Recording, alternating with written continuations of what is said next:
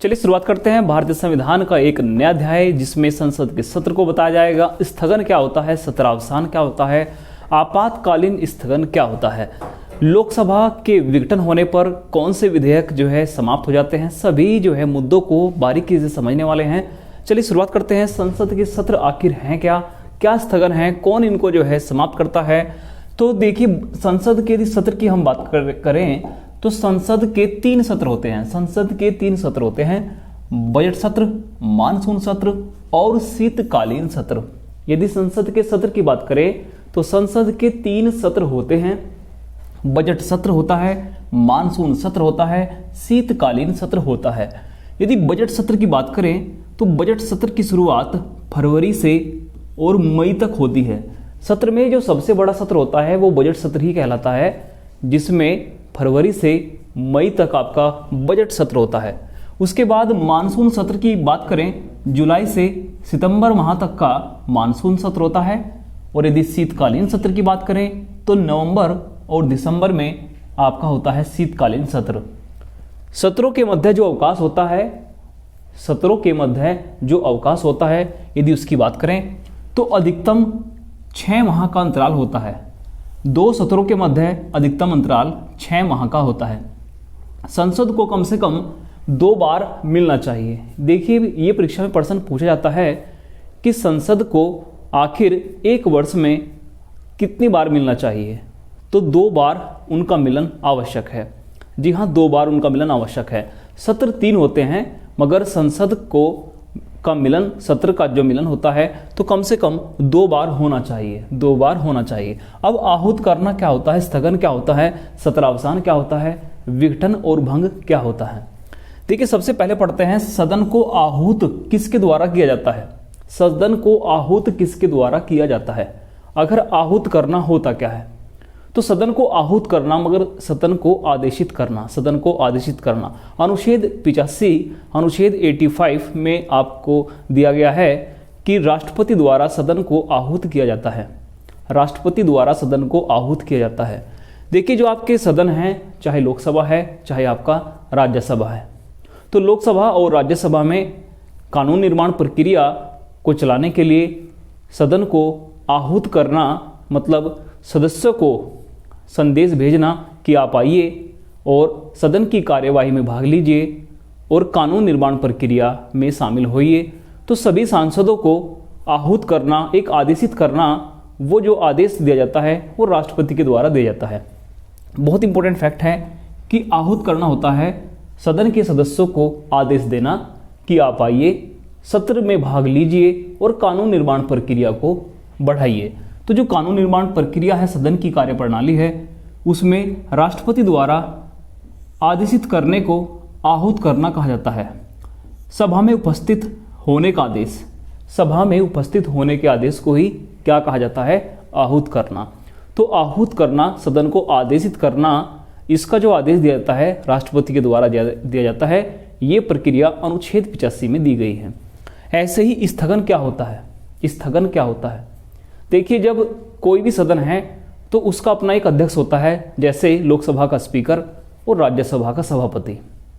मान लिया बजट सत्र की शुरुआत हो जाती है फरवरी माह में, और बजट सत्र में सदन के मध्य यदि हम बैठकों की बात करें तो बैठकों का 2 समय होता है। सुबह के समय 11 से 1 बजे तक आपकी बैठक चलती है। उसके बाद शाम के समय 2 से 6 बजे तक बैठक चलती है। कोई भी बैठक है वो हमेशा 2 भागों में बटी होती है। एक सुबह के समय 11 से 1 बजे तक का समय, और उसके बाद शाम का जो समय है 2 से आपका 6 बजे तक है। मगर कई बार सदन के मध्य किसी बैठक में विपक्ष के द्वारा कुछ हंगामा हो जाता है। देखिए, सदन चलाने के लिए, कार्यवाही चलाने के लिए सभी सदस्यों को आदेश जो दिया है वो दिया है राष्ट्रपति के द्वारा दिया गया है। मगर अपने सदन का भी एक अध्यक्ष होता है। लोकसभा का जैसे स्पीकर होते हैं, ऐसे ही राज्यसभा के सभापति होते हैं। अब जो भी कार्रवाई सदन के अंदर होगी वो संपूर्ण कार्रवाई उन अध्यक्ष के अंतर्गत होगी। यदि सदन में विपक्ष के द्वारा कुछ हंगामा किया जाता है तो सदन को कुछ समय के लिए स्थगित किया जाता है।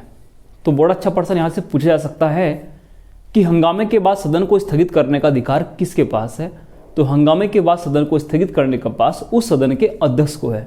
तो स्थगन जो है वो अध्यक्ष द्वारा किया जाता है। स्थगन वो किया जाता है अध्यक्ष द्वारा।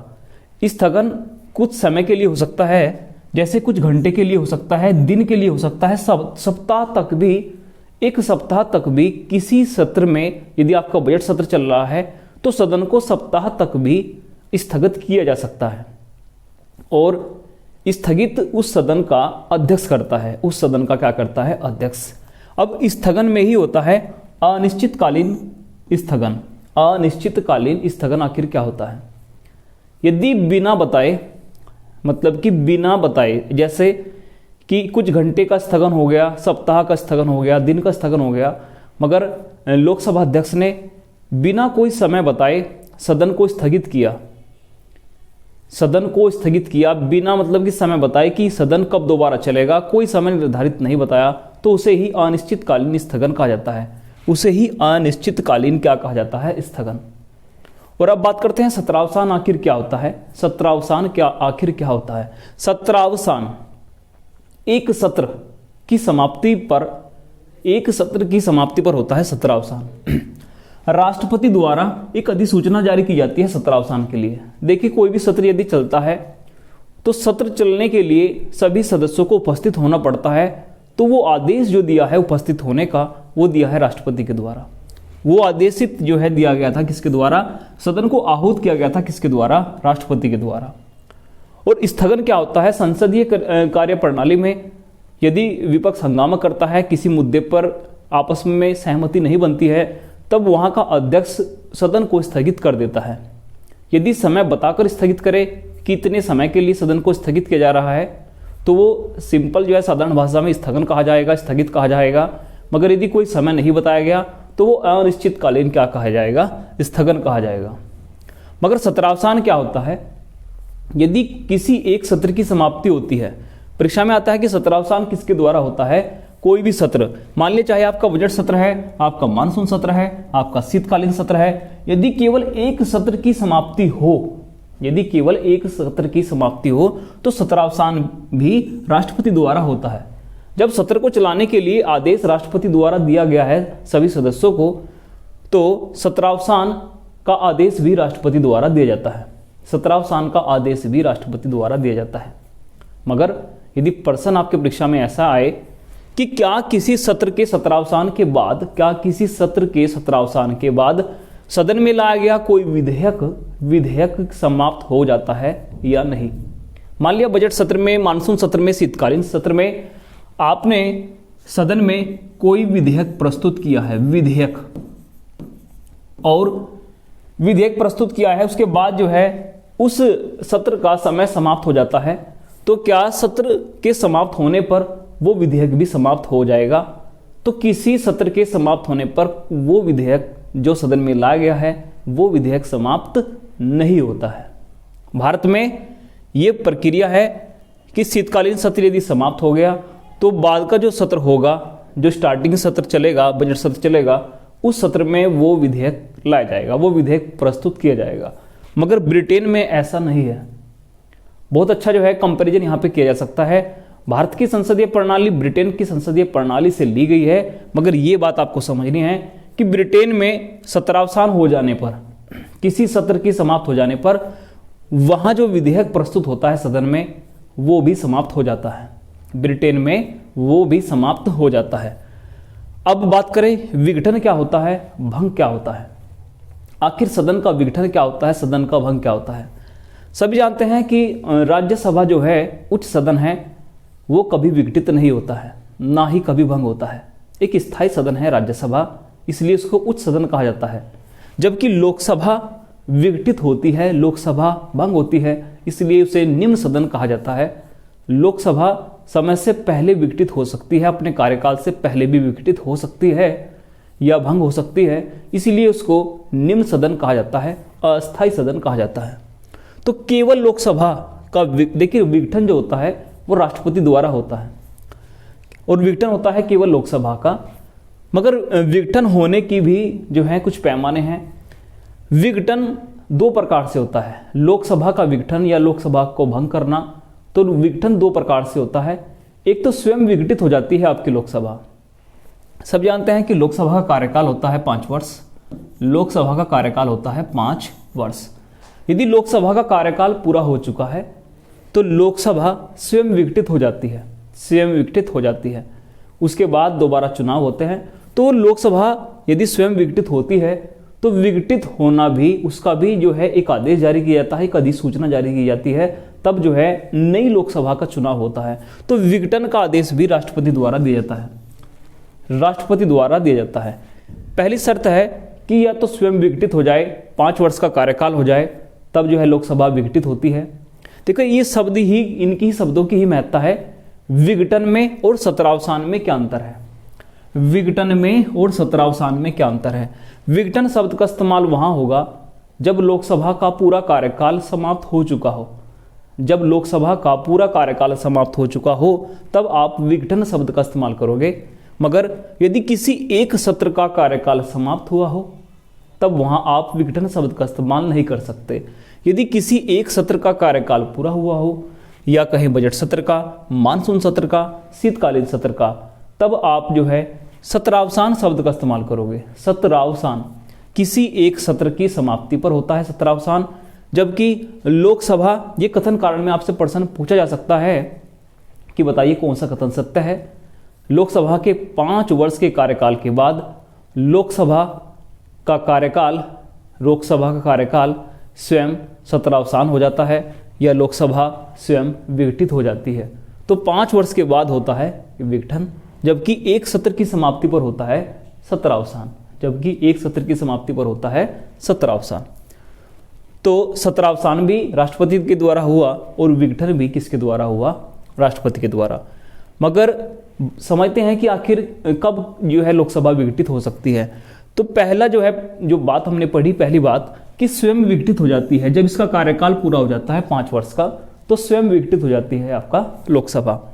उसके बाद अविश्वास प्रस्ताव, यदि विपक्ष के द्वारा अविश्वास प्रस्ताव लाया गया और वो अविश्वास प्रस्ताव सफल हो जाता है, विपक्ष की नीति सफल हो जाती है, मतलब सत्ता पक्ष बहुमत साबित ना कर पाए। कभी कभी ऐसा भी होता है कि लोकसभा में गठबंधन की सरकार आ जाती है, गठबंधन की सरकार आ जाती है। और गठबंधन की सरकार जरूरी नहीं है कि अपने 5 वर्ष कार्यकाल पूरा करे, ठीक है। यदि विपक्ष को ये लगता है कि गठबंधन टूटने वाला है सत्ता पक्ष का, तो विपक्ष अविश्वास प्रस्ताव लाता है। और यदि अविश्वास प्रस्ताव सफल हो जाता है सदन में, तो राष्ट्रपति लोकसभा को विघटित कर देते हैं समय से पहले ही, या कहें लोकसभा भंग हो जाती है। यदि सत्ता पक्ष अपना बहुमत साबित ना कर पाए सदन में, तो लोकसभा समय से पहले भी विघटित हो जाती है, भंग हो जाती है, और वो विघटन भी राष्ट्रपति के द्वारा किया जाता है। दोबारा चुनाव होते हैं।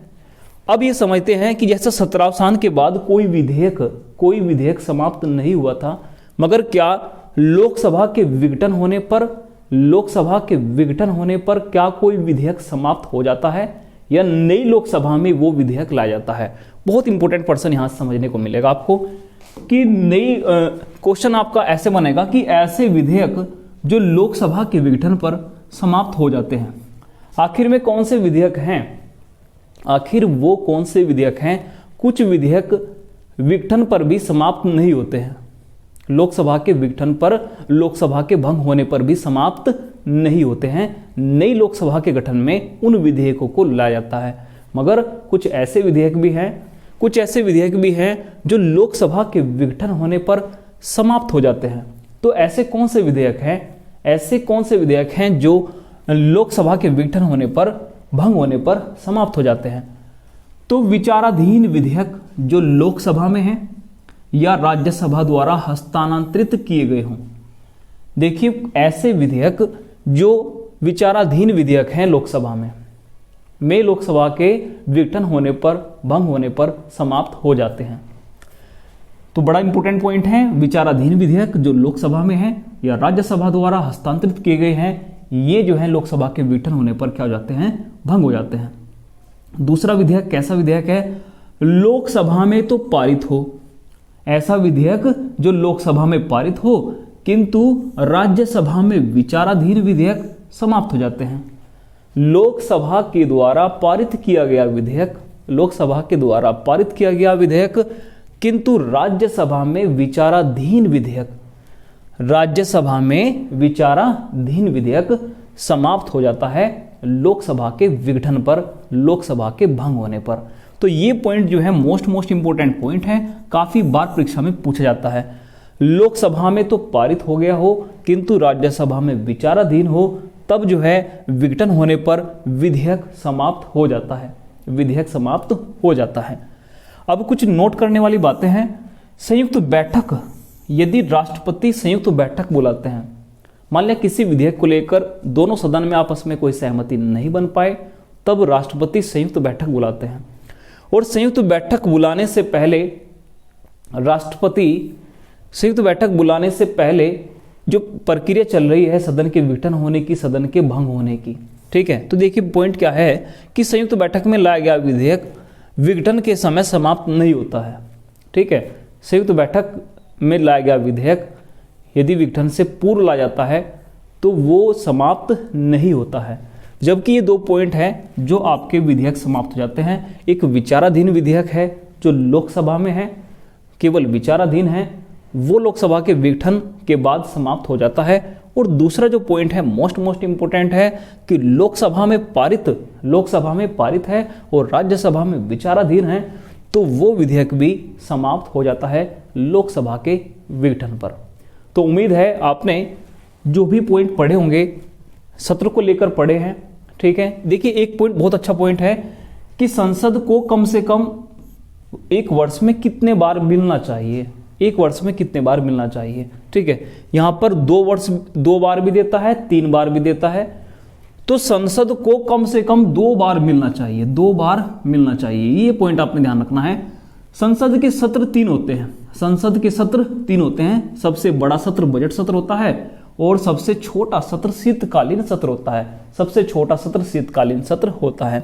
आहूत करने को आपने पढ़ा, ये जो आर्टिकल 85 में ये बात दी गई है, आहूत राष्ट्रपति के द्वारा होता है, सत्रावसान भी राष्ट्रपति के द्वारा होता है, विघटन भी भंग भी राष्ट्रपति के द्वारा होता है आपका सदन, और विघटन और भंग को केवल होता है आपका लोकसभा। और यदि बात करें स्थगन की, तो स्थगन के भी 2 रूप हैं। एक अनिश्चितकालीन स्थगन है जिसमें बिना बताए जो है, बिना समय निर्धारित किए जो है सदन को स्थगित किया जाता है सदन के अध्यक्ष के द्वारा। और स्थगन भी को हमने पढ़ा, ये सदन के अध्यक्ष द्वारा होता है। तो उम्मीद है आपने ये वीडियो पसंद आया होगा। और संविधान के अन्य वीडियो भी हैं, बहुत अच्छे जो है कॉन्सेप्ट आपको समझ आएंगे। तो प्ले लिस्ट में जाकर भारतीय संविधान की सभी वीडियो को भली भांति समझिए। मिलते हैं भारतीय संविधान की एक नेक्स्ट वीडियो में। धन्यवाद।